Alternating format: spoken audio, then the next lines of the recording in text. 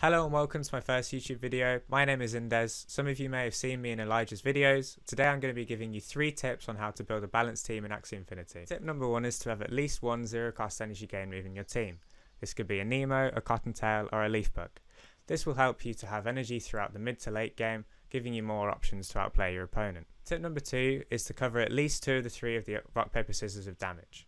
For example, here we have a beast which will help us get through plant tanks and a reptile that does good against aquas and birds. Ideally you want to have at least some bug and beast damage in your team, because no matter how good your mid to late game is, you're always going to struggle against plant tanks which show up in the majority of people's teams. Tip number 3 is to make sure your squishy Axies are Little Owl backdoor covered. Little Owl is the bird move shown in the top right here which targets the fastest enemy.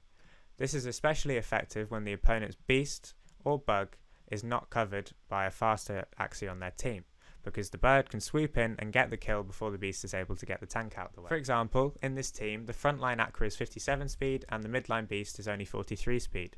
This means we don't have to worry about a bird swooping in and attacking our beast, so we can focus all our attention on attacks going into the frontliner. This limits options you have to account for and makes it a lot easier for you to play out the early game. Tip number 4 is to make sure you have outplay potential. For example, in this team here, we have 2 energy steals paired with a double anemone. This creates a difficult dilemma for the opponent, where if they choose to pass to avoid giving value to the anemone, they may risk having their energy stolen, and if they choose to attack into the anemone and they don't kill it, they'll give value to the heals up. And then on the backliner, we also have the zero cost chomp with a kestrel for disables as well. So that gives us lots of different ways of outplaying an opponent in a 1v1. Here we have the team that we were showing in the examples before. The opponent has double plant and a reptile. This means our beast will be especially effective in this early to mid game whilst it's still alive. And the main thing to look out for here is that they have triple bug signal. So off the bat, since the opponent's front tank doesn't have heals, we can probably just go off with as much damage as possible. And as we spoke about, the beast is especially effective against plants, so we're going to deal a lot of damage in this first turn here.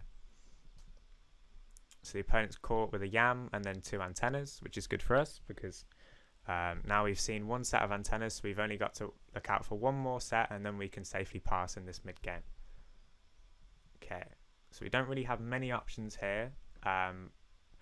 Don't want to use this kestrel too early because we'd like to have it to turn off the antenna. So we're going to play a bit of an aggressive turn with the chomp thorns, and the chomp is to put the opponent into last stand or put them low, and then the green thorns can knock out the last stand. The Goda is just a follow up, so in case they put up a massive shield, the Goda will ensure the kill. Or if they go for another steal, I've got no energy on the table for them to steal back. So it seems to have gone for a Yam Sirius here, which means we've now seen 2 antennas, so 1 from the backliner and 1 steal from the midliner as well. So we don't yet want to pass, we want to carry on being aggressive, and we can probably use a kestrel as well to make sure that there isn't going to be any antennas coming next round. So hopefully we'll see another Sirius out of the opponent. Seems that that's the Sirius there. This means that next turn we can just hopefully draw another Nemo and go with a double Nemo. If not, we'll pair something with a Nemo on this front tank and just set ourselves up with a bit more energy so we can blast through the plant in the next turn. Okay, so we got the lamb with the Nemo, which is a nice little turn here. Don't really want to follow up with anything else. We don't have high damage, so we're just going to play this and see where we're left up after the opponent's played their moves. So that looks like a double heal, which isn't the best, but we still got 4 energy, and hopefully we'll get some more beast cards, as it's been a while since round 1 when he used a lot of them, and we might be able to get the kill. Okay, so not many beast cards, and the question is whether the opponent's going to go with steals or not. And we haven't seen the second set of antennas, and we haven't got it turned off with kestrel, so probably safest play is just go with as much damage as possible. The rice here, because this is a beast playing against a plant, will do similar damage to what the iguanas would do, and it just avoids us getting more yam onto our backliner. So we're going to play the rice here instead of the iguanas. It looks like the opponent did come out with their antennas, grass snake antenna from the backliner and an antenna from the midliner as well. So here you can see the class bonus helping us again to get through this midliner. And I don't think, yeah, our front tank's nowhere near going down here. The main worry is that we get too much yam onto our reptile and he can just drag us out into Blood Moon. So again, looking to keep our front tank alive. we know that the maximum amount of shield they can put up is just over 100. So this, it wouldn't get the kill if you put up 100 shield, but we're really not expecting it, having just seen more antennas. Okay, so they seem to be thinking about this turn. They might just pass because they have already shown both of their heals, so they might not be back in their hand again.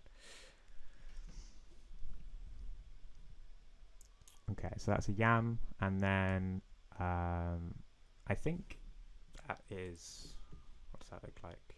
Can't be a risky beast, can it? Okay, risky beast, grass snake.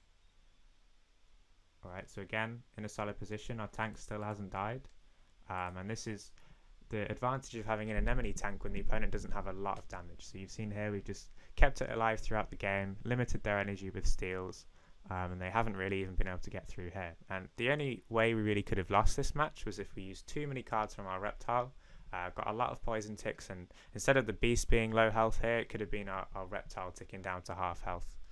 And there's a handy little crit as well, just to speed up the end game. I think our tank will finally go down here. Okay.